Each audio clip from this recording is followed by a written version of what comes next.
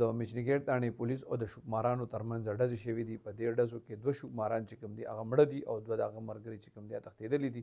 دې حوالې سره د مشنګیټ تاڼې پولیس وینا دا ده چې ته اطلاع میلاو شوه چې د هغې د تاڼې په حدود کې 4 شوکماران د واردات دپاره موجود دي. دوی وایي چې کله پولیس لاړل او خلکو د ګرفتارۍ کوشش یې وکړو په پولیس باندې ډزې وکړې. پولیس هم پرې بیا جوابي ډزې وکړې. کله چې ډزې بند شوې نو 2 کسان هلته مړه پراته وو. پولیس وایي کله چې د هغې شناخت وشو نو پولیس ته پته ولګېده چې دا 2 شوکماران وو.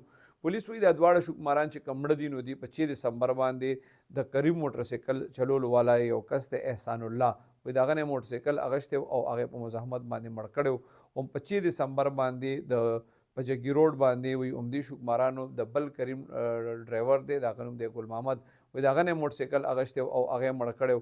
په 5 تاریخ باندې چې کوم اف ای آر شوی دی هغه د کریم یو بل رایډر و د هغه ایاز نوم دی هغه یې زخمي کړی و. پولیس وایي رحیم الله نوم یو کس دی هغه تیز رفتار رکشه چلی د هغه نه هم رکشه اخیستې وه او هغه هم زخمي کړی و.